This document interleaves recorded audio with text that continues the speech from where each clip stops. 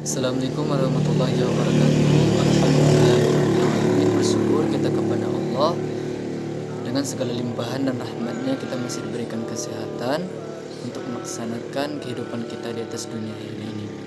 Salawat beserta salam tidak lupa pula kita sampaikan buat arwah junjungan alam Nabi besar Muhammad sallallahu alaihi wasallam. Allahumma shalli ala sayyidina Muhammad wa ala ali sayyidina Muhammad.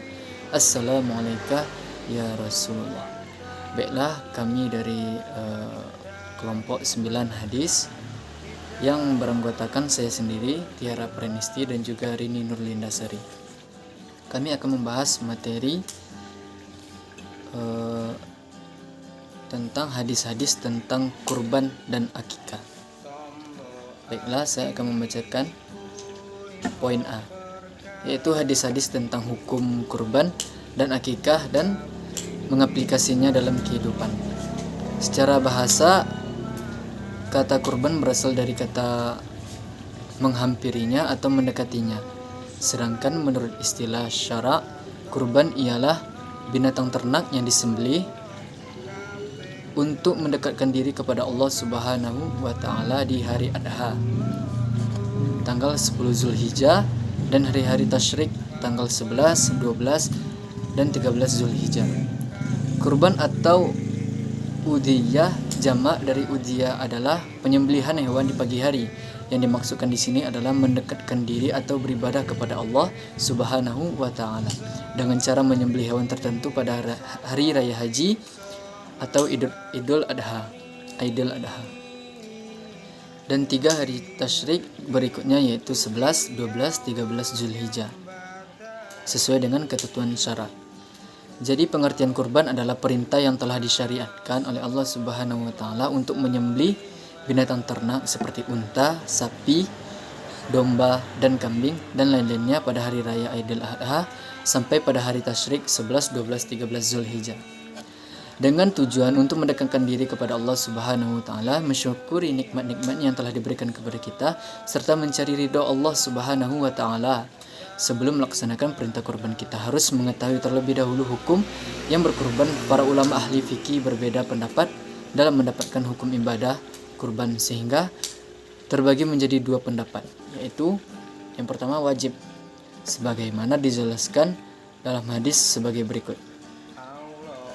Telah menceritakan kepada kami Abu Bakar bin Abu Syaibah, telah menceritakan kepada kami Zaid bin Al-Habib Al-Hubab, telah menceritakan kepada kami Abdullah bin Ayyas dari Abdurrahman Al-A'raj dari Abu Hurairah bahwa Rasulullah SAW bersabda, barang siapa memiliki keluasan ataupun untuk berkorban namun tidak berkorban, maka janganlah ia mendekati tempat sholat kami. Dalam ini kurban dapat berlaku wajib apabila yang pertama, seorang tersebut telah bernazar untuk berkurban. Apabila seorang bernazar ingin menyembelih kurban, maka hal tersebut menjadi wajib hukumnya. Ia wajib menyedekahkan seluruhnya dan tidak boleh dijual sekalipun kulitnya. Yang kedua, yaitu seseorang diwajibkan untuk menyembelih untuk unta apabila seseorang tersebut melakukan tawaf ziarah dalam keadaan junub, haid ataupun nifas. Yang B, yaitu sunnah muqaddah. Menurut Imam Syafi'i dan Imam Malik, mereka berpendapat bahwa ibadah kurban hukumnya muakkad atau sangat dianjurkan. Imam Malik dan Imam Syafi'i berkata, aku tidak menyukai seseorang yang mampu tetapi tidak melakukannya. Mazhab Maliki menyebutkan bahwa hukum sunnah ini hanya berlaku bagi orang-orang yang tidak melakukan perjalanan haji. Sedangkan bagi jemaah haji diwajibkan untuk melakukan penyembelihan kurban di Mina. Baiklah, itu pembahasan dari saya. Selanjutnya akan dilanjutkan oleh rekan saya. Terima kasih. Wassalamualaikum warahmatullahi wabarakatuh. Bismillahirrahmanirrahim. Assalamualaikum warahmatullahi wabarakatuh. Baiklah, saya Tiara Pranisti NIM 20 30 10 11 2 akan melanjutkan presentasi dari kelompok kami, yaitu saya akan membahas tentang hukum akikah dan hadis.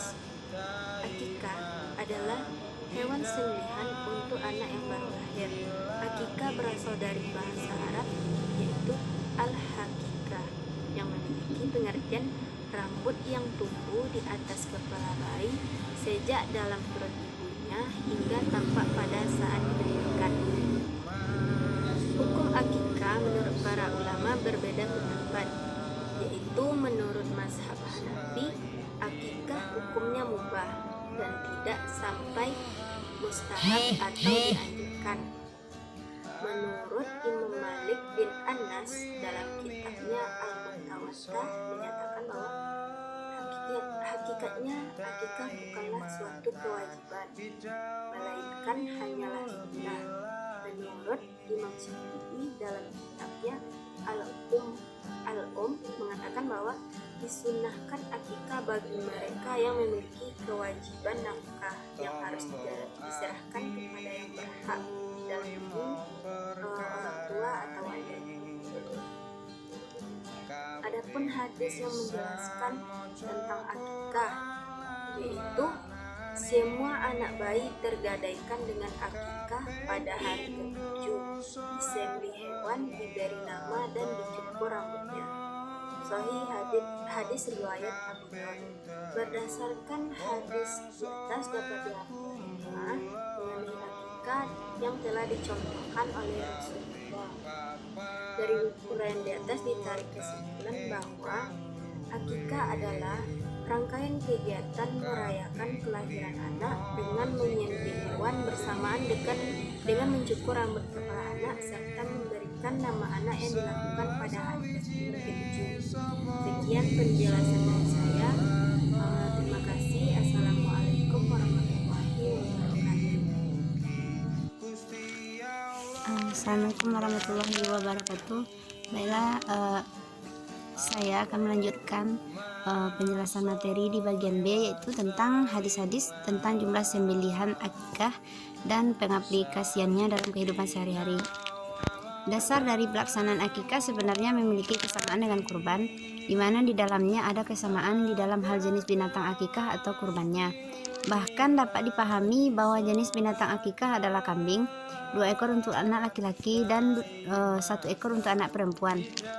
Adapun hadis yang menjelaskan tentang jumlah sembelihan, yaitu hadis Abu Daud yang berbunyi, telah menceritakan kepada kami Sufyan dari Ubaidullah bin Abu Yazid, dari ayahnya Siba bin Sabit dari Ummu Kurs. Ia berkata, saya mendengar Nabi Shallallahu Alaihi Wasallam berkata, biarkan burung berada pada tempatnya. Aisyah berkata, dan saya mendengar beliau berkata, untuk anak laki-laki 2 kambing yang sama, dan untuk anak perempuan 1 kambing, tidak masalah bagi kalian apakah jantan atau betina. Adapun beberapa syarat untuk binatang sembelihan yaitu sebagai berikut. Yang pertama, umur dari binatang tersebut cukup, yaitu kisaran antara 6 sampai 12 bulan untuk kambing. Yang kedua, jenis kelamin hewan boleh jantan atau boleh betina dengan syarat tidak dalam keadaan mengandung atau dalam keadaan menyusui. Yang ketiga yaitu hewannya sehat. Yang keempat, tidak boleh kurus kering dan tidak cacat